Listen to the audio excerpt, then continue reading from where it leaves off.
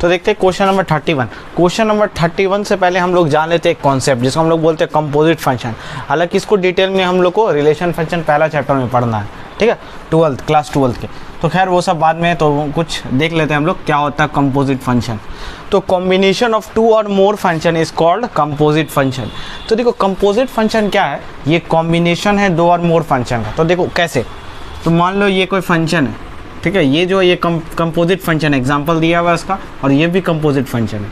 अब देखो ये जो है दो फंक्शन का कॉम्बिनेशन है, कैसे, तो देखोगे एक तो इसमें सबसे पहला ये फंक्शन है cos x, मान लो वो फंक्शन तुम्हारा hx है cos x, ठीक है, और दूसरा फंक्शन अगर ध्यान से देखोगे इसका एंगल में ये मान लो gx है, ठीक है, x स्क्वायर, ठीक।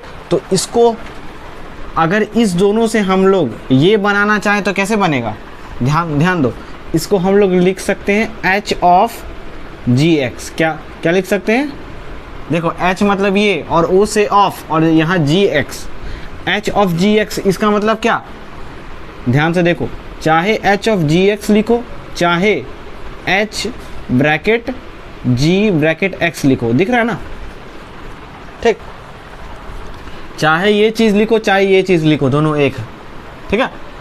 तो ध्यान दो, ये अलग फंक्शन था, ये अलग फंक्शन था, इसको हम लोग देखो कैसे हम लोग बना रहे हैं। यहाँ पे हम क्या सिखा रहे हैं, कंपोजिट फंक्शन कैसे बना है। दो फंक्शन था अलग अलग, देखो अभी यही फंक्शन तुमको बना के दिखाएंगे, दो फंक्शन था अलग अलग, ठीक है, और इसी को दोनों को मिक्स किए, इसको हम लोग क्या बोलते हैं, h ऑफ gx, और या फिर h bracket g of x। अच्छा ध्यान दो, जब यहाँ x है तो यहाँ पर भी x है, ठीक है, अब यहाँ t रहेगा तो यहाँ पर भी t रहेगा, है कि नहीं, यहाँ m रहेगा तो यहाँ पर भी m रहेगा। उसी तरह अगर यहाँ h यहाँ gx रहे, ठीक है, ब्रैकेट में, यानी कि फंक्शन है ये, अगर यहाँ gx रहे, ध्यान दो, gx रहे, gx मतलब x स्क्वायर, यानी कि यहाँ x स्क्वायर रहे ये पूरे के जगह, तो यहाँ पर भी क्या हो जाएगा, cos x स्क्वायर हो जाएगा, समझ में आया। तो देखो ये क्या बन गया, कंपोजिट फंक्शन बन गया। हालांकि इसको हमको डिटेल में देखना है इसमें क्लास 12 के फर्स्ट चैप्टर में रिलेशन फंक्शन में, तो हम लोग वहाँ देखेंगे। अभी सिर्फ एक हल्का सा तुमको झलक दिखा दी कि कैसे बनाइए, ठीक है, दो फंक्शन के कॉम्बिनेशन से। यहाँ h ऑफ gx, तो gx क्या था, x स्क्वायर, यानी कि यहाँ x स्क्वायर रखो। अब h ऑफ x स्क्वायर क्या होगा, तो यहाँ x था तो यहाँ भी x, और यहाँ x स्क्वायर रहेगा तो यहाँ भी x स्क्वायर। तो देखो cos x स्क्वायर नया फंक्शन बन गया, तो उसी को हम लोग क्या बोलेंगे, कंपोजिट फंक्शन बोलेंगे। तो अगला जो सारा क्वेश्चन आएगा, ठीक है, आई थिंक 31 और 32, ठीक है, ये सारा कंपोजिशन फंक्शन पर बेस्ड है। तो अगर ध्यान से देखोगे ये वाला भी फंक्शन, ये भी क्या कंपोजिट फंक्शन, दो फंक्शन का मिक्सिंग है। पहला तो फंक्शन क्या है, पहला फंक्शन मान लो वो ये gx है, cos x फंक्शन, ठीक है, और दूसरा फंक्शन क्या है, f ऑफ x, वो क्या है, mod x फंक्शन। दोनों अलग अलग फंक्शन है, ठीक है, अगर दोनों को फिर कंबाइन कर दोगे तो क्या बन जाएगा, कंपोजिट फंक्शन बन जाएगा, क्योंकि दो फंक्शन मिक्स है इसमें। तो इसी तरह हम लोग देखते हैं क्वेश्चन नंबर 31 कि show that the function defined by fx is a continuous function. अगर ध्यान दोगे तो यहाँ पर ये क्या है, कंपोजिट फंक्शन है। तो अब जब भी ऐसा क्वेश्चन रहे तो लिखो here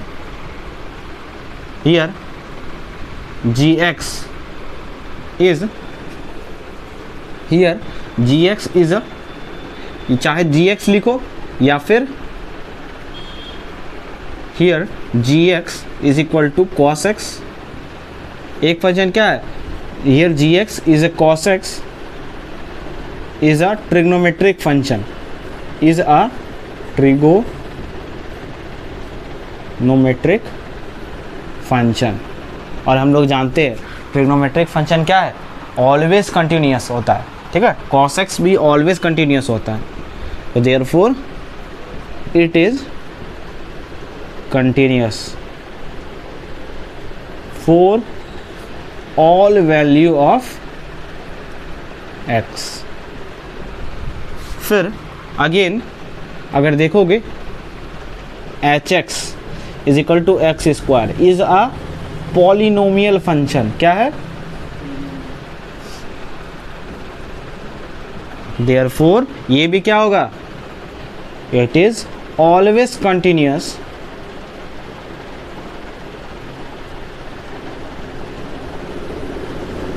for all values of x।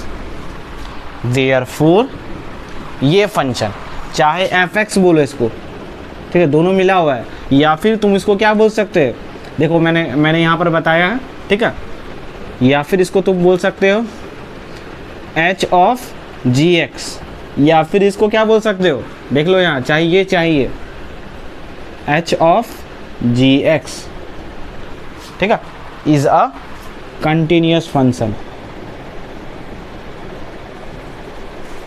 Is a continuous function for all values of x। क्योंकि ये भी कंटिन्यूअस है और ये भी कंटिन्यूअस है, दोनों फंक्शन कंटिन्यूअस है, और इससे जो कॉम्बिनेशन बन रहा है दोनों फंक्शन का, ये भी क्या होगा, ये भी कंटिन्यूअस फंक्शन होगा, ठीक है। देयरफॉर f(x) है, तो बस तुमको यही लैंग्वेज लिख देना, बस हो गया काम, ठीक है। इसको नोट डाउन कर लो।